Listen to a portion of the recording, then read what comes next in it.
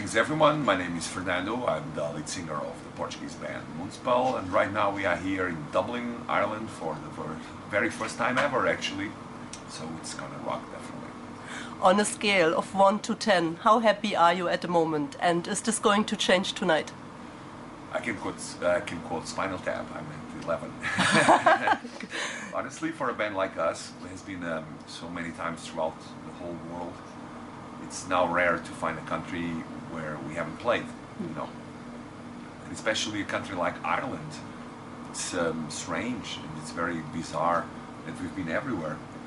And that is actually after 23 years together, our first time here, so that's definitely an extra incentive for the band to play in the first. There's this novelty thing that probably you don't get anymore playing in Germany or England or the States or Spain or Scandinavia. So I know that lots of people have been waiting for this moment since we started out as a band. So I believe that this is quite a special gig inside this tour, and probably the one we anticipate the most, because it's Dublin, it's beautiful, it's Ireland. We've never been here. I think Portuguese and Irish connect in a way. I have good friends over here, but now it's our turn to experience firsthand all this Irish thing going on.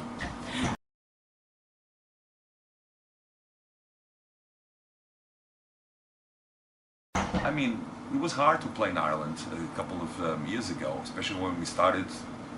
There was not really anyone except local bands playing here, and sometimes here and there some UK bands as well. But for a band from Portugal, even though we connected, especially with the album Wolfarts, there was not really probably anyone, working on underground gigs over here. The times were different. There was a big crisis. So I think all in all, it was a combination of many unfortunate factors. But then again, we never gave up on the idea, and Fergal never gave up on the idea as well. And when we booked this show to London, Doom over London, we said it's the right time that we go to Dublin, or even do it as a one-off. We really, really want to play in Ireland, so we insisted very much with this album, with the fact that most of our most important albums are turning now 2 decades, Wolfart, Religious. So yeah, I think it's better later than never, and we really wanted to come here and to enjoy this atmosphere. Yeah.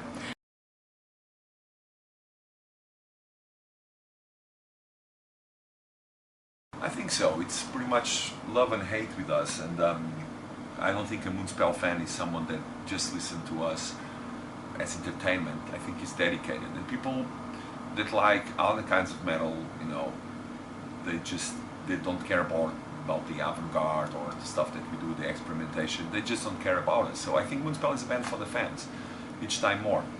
Obviously there's always a space for new audience, especially with this new album. We are getting a lot of people that were not listening to us anymore, but the way we invest ourselves into music and the way that we want to represent ourselves, sometimes it's hard to get across with the consensus in the metal community. But it's always been like this. I mean, since our first early albums, Wolfart and Religious, we were already dividing people, and we kind of got that kind of thing attached, that our albums, you never know what to expect. And so people really love this, the expectation, the anticipation, but some other don't. Some other, they want their style, and they want that their favorite albums sound like their own, like they have imagined. But sometimes it's hard to in a way convey what Moonspell is for us, which is self-expression most than everything. Everything else we just deal with it day to day, touring, recording albums, but we're just together as a band because we have stuff to say and we have songs to do, and sometimes that simple thing just divides people in a way. So I think that when people like Moonspell, they do invest their time and they do invest their spirituality as well, and that's what I meant.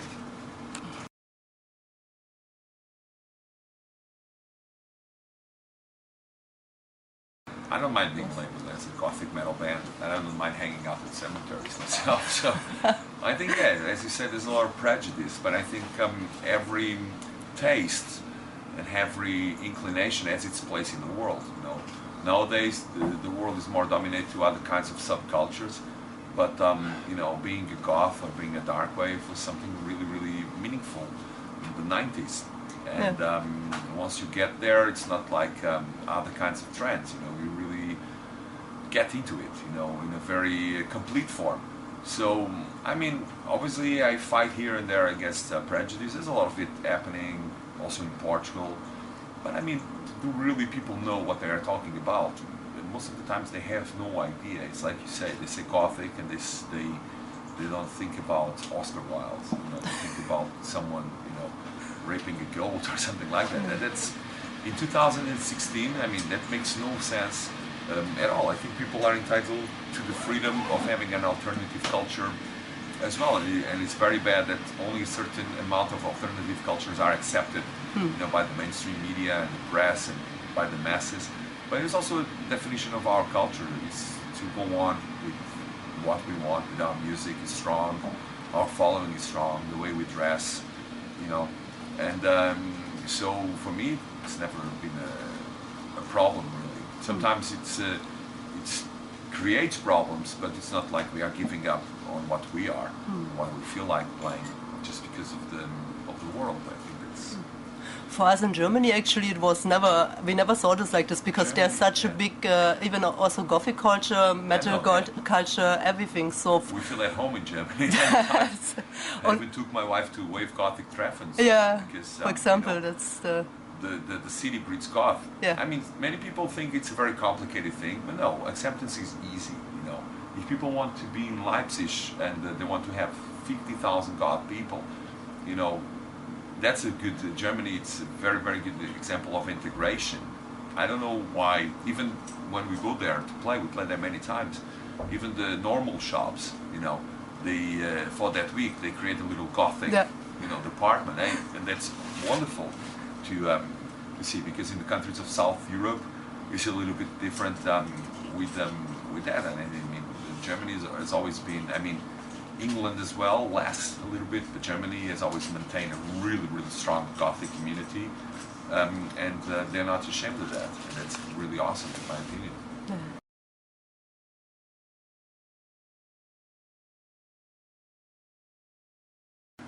I have no idea. We composed by the heart. I think we were feeling very bluesy and goth when we did Extinct. Even though our core is as a metal band, we arrived to Gothic later. Then we arrived to metal, and our music is much more about, you know, trying to fuse both. Because I think from all the fusions metal can do, this is definitely one of the most interesting. You know, metal is powerful, Gothic is elegant, so that suits us very well. So, but it's still too early to speak about the new album. We normally, for Extinct, for instance, we had the idea and then we immediately went working on it, and that's the process we want to have for the new album as well. Whenever it's written, we want to be inspired, and then when we feel it's time, just to concentrate and do it, you know, heavy duty, always on the album. Extinct was done like this. We had the ideas, we had the first roots of the album, and then for 9 months we were working on a daily basis until it was recorded.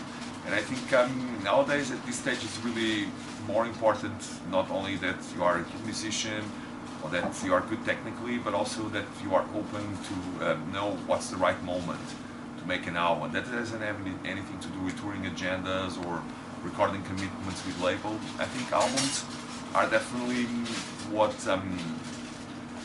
what makes a difference for you and your fans. Many people say, why do you have new albums? Because you have such great albums. And I say, it doesn't make sense. I mean, we are creative. It's not like we make an album and it ended there, you know. And sometimes people don't understand it because for them it's all a business. So, and that we could play Love Art and the religious songs until we die. But that's not really the case. I think, for instance, Extinct was a very well accepted album. And I think it's always great when people do new music and when people listen to it as well.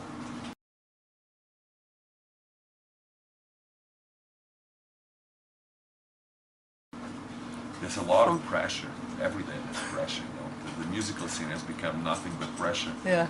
But we kind of I mean, we've been together since 23 years, so we kind of saw a lot of stuff, and we kind of were already a band when the main revolutions of music, from vinyl to CD, from CD to digital, files, and all that involved. So we were there.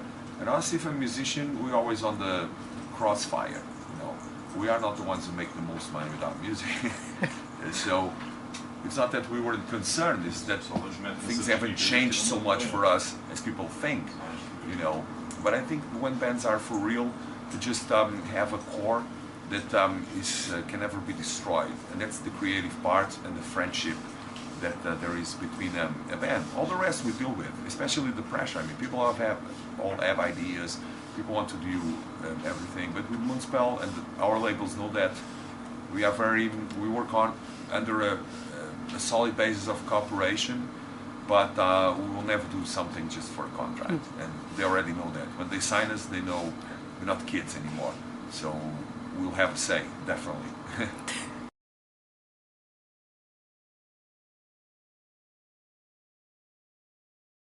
Well, it's more survival than success, especially coming from Portugal. I think what makes us going, it's the actual liking we have of being in the band, because if you look around rationally, this is a life, you know, that not many people will endure, and that you have to have a certain preparation, and in the end of the day you have to have a higher purpose, and for us it's the live shows and the music, hands down. I think that's the most important when it comes to a band, is to still be able to enjoy what you do creatively, and also how it goes through the stage and through the touring, because touring is not like it used to be. It's just, you know, you're running around from one place to the other, you know, trying to catch the plane, trying to catch the ferry, trying to catch the bus. There's not a lot of happening, but the live shows, they always happen on a daily basis, and I think that's great, and that's what keeps us going and together. Obviously it's hard, but I think the answer is the love for what you do, and I think that Moonspell has a lot of that, so that's why we keep it together as a band and do so much, and actually that's what gets us closer to the fans, and it really never gets boring, because you have a higher purpose, definitely. Yeah.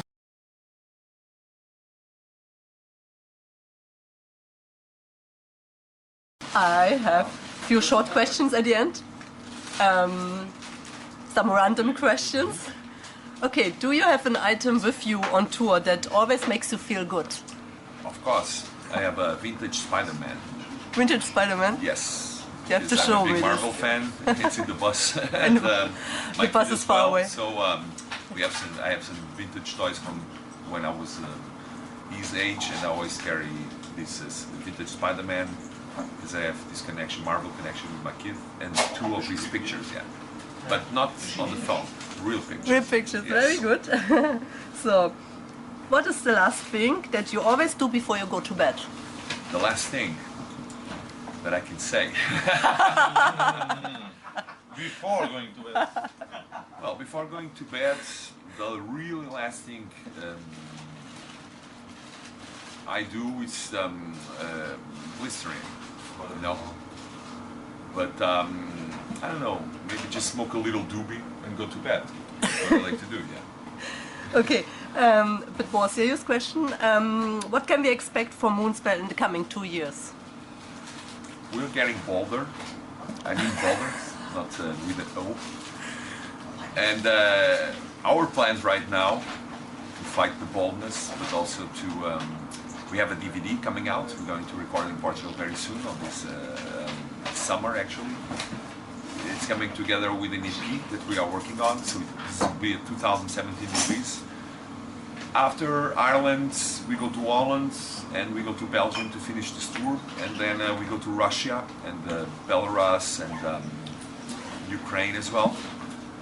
Then we're having a little time off, and then it's summer festivals, and the fall of 2016, this year, is already getting busier and busier, so this again will be a year of touring. Okay, do you have a message for your Irish fans? How do you say it? The cheers? Slosh. Slosh. You gotta teach us. Slánse? Slánse. It's not that hard. Slánse. And I have a Guinness. The Guinness is here right now, or here. But it's great being here. I hope you guys come and enjoy the show. It's not every day that we come to Dublin, so we're kind of enjoying it. We even took a ride on a carriage, you know, to feel the whole vibe of Dublin. I think I don't know why, but there's something that attach Portuguese people to Irish people. So yeah, I think tonight will be not only the crisis, but you know, something of Celtics. a rebel state. I don't know. No, the Celtic thing unite us, and so I hope to see you tonight and in forthcoming visits. If not playing, definitely it's a city I would like to come and see. So rock on.